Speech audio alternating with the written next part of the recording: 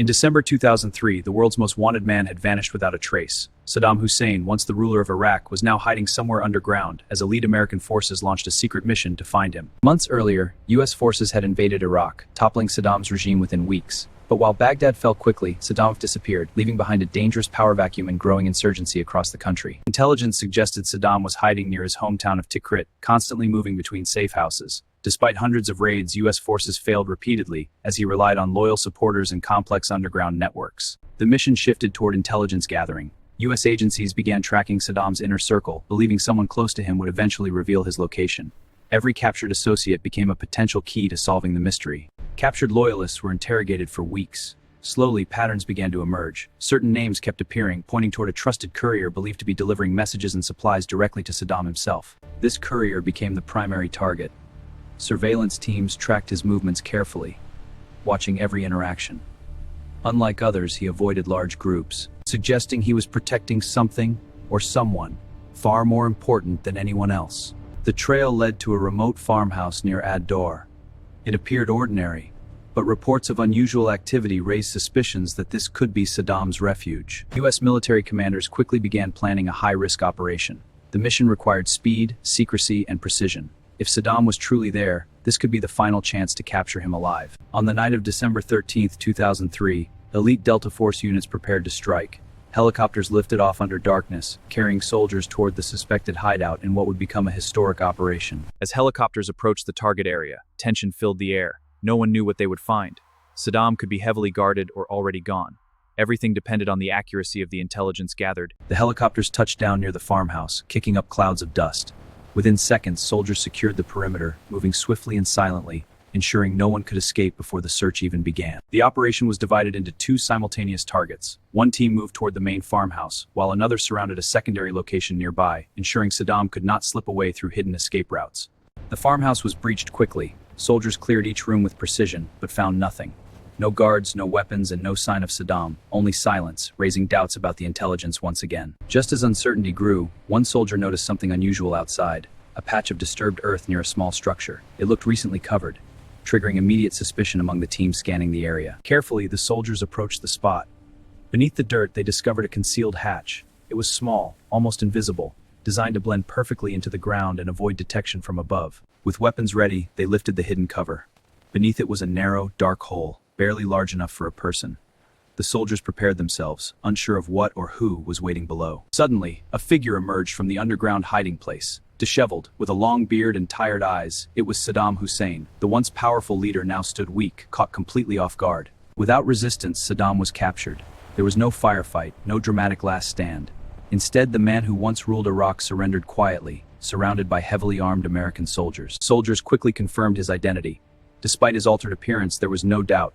Saddam Hussein had finally been found, ending months of uncertainty and one of the most intense manhunts in modern history. As dawn approached, Saddam was secured and transported away from the site.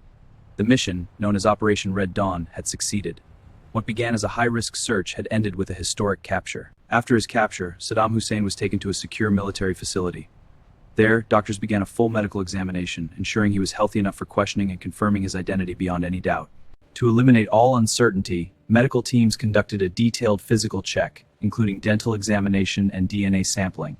These tests would provide scientific confirmation that the man captured was truly Saddam Hussein. During the process, Saddam reportedly stated calmly, "I am Saddam Hussein, President of Iraq." His words reflected a lingering sense of authority even as he sat in captivity under complete control. Once identification was confirmed, the news was immediately relayed to US leadership. Months of relentless searching had finally paid off, marking a major milestone in the ongoing conflict in Iraq. Soon after, preparations began for a global announcement. The United States needed to present clear proof of Saddam's capture, ensuring the world understood that the former dictator was no longer in hiding. On December 14, 2003, officials publicly confirmed the news and video footage released showing Saddam in custody. The announcement quickly spread across international media, capturing global attention within hours. Reactions within Iraq were mixed. Some celebrated the end of Saddam's rule, while others remained silent or uncertain. Years of conflict and fear had left the country deeply divided in its response. Around the world, governments and citizens reacted instantly. News channels broadcast the story continuously, analyzing its impact and questioning what this turning point would mean for Iraq's future stability. Despite the successful capture, violence in Iraq did not immediately stop.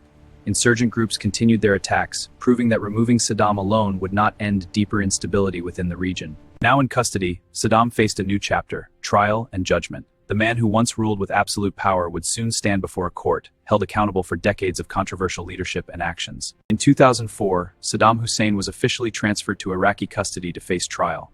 The courtroom was heavily guarded, reflecting the high stakes surrounding one of the most controversial leaders in modern history. As Saddam entered the courtroom, all eyes were fixed on him. Even in captivity, he carried himself with confidence, challenging the authority of the court and refusing to fully acknowledge its legitimacy. Prosecutors presented multiple charges, including crimes against humanity. These accusations were based on decades of alleged actions during his rule, making the trial both legally complex and politically significant. Evidence included testimonies and records from past incidents, particularly the events in Dujail, where many civilians were reportedly detained or killed following an assassination attempt against Saddam. Witnesses began sharing their experiences, describing fear, loss, and repression. Their statements added emotional weight to the proceedings, transforming the trial from a political event into a deeply human story. Throughout the trial, Saddam remained defiant. He frequently interrupted proceedings, questioned the court's authority, and attempted to assert his former status, creating tense exchanges with judges and prosecutors. At times, the courtroom descended into chaos. Arguments, interruptions, and emotional outbursts disrupted proceedings, highlighting the intense pressure surrounding a case watched closely by the entire world. Saddam's defense team argued that the trial was unfair, claiming political influence and lack of proper legal standards. These claims added further controversy, raising questions about justice and international law.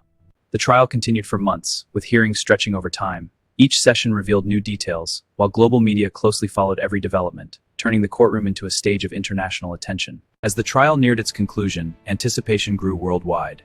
The final verdict would not only decide Saddam's fate, but also symbolize a defining moment in Iraq's attempt to move forward. The courtroom fell silent as judges prepared to deliver the verdict. After months of testimony and argument, the moment had finally arrived to determine the fate of Saddam Hussein. The presiding judge began reading the decision. Each word carried immense weight, as the court carefully outlined its findings based on the evidence presented throughout the lengthy trial. Saddam stood in the courtroom, listening as the charges were addressed one by one.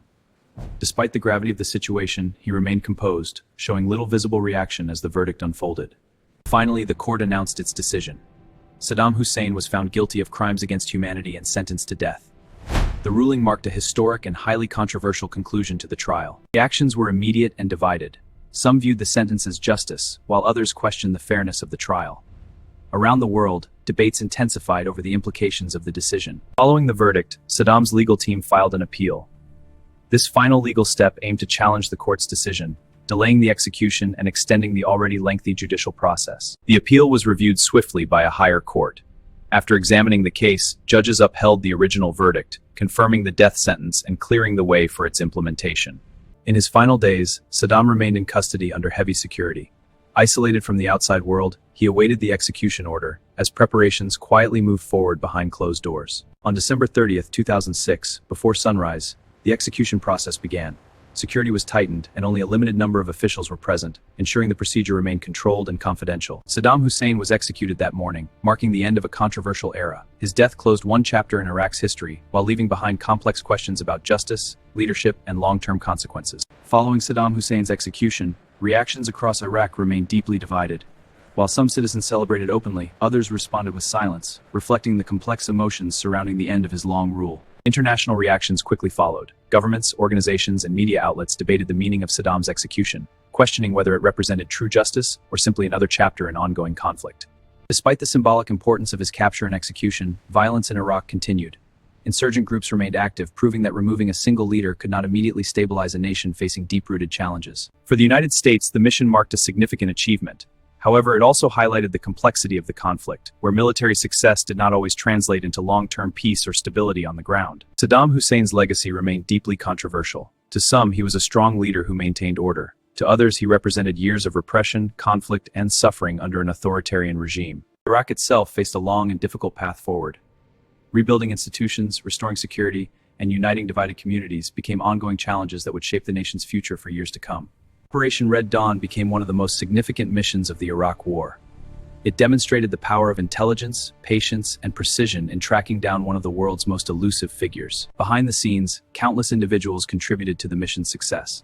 From intelligence analysts to soldiers on the ground, their their coordinated efforts made it possible to locate and capture Saddam Hussein. The story of Saddam Hussein is more than a single capture. It reflects the rise and fall of power, the consequences of leadership, and the lasting impact of decisions made on both national and global stages. In the end, the mission to capture Saddam Hussein closed a critical chapter in history, yet its legacy continues, reminding the world that even the most powerful leaders can fall, but their impact never truly disappears.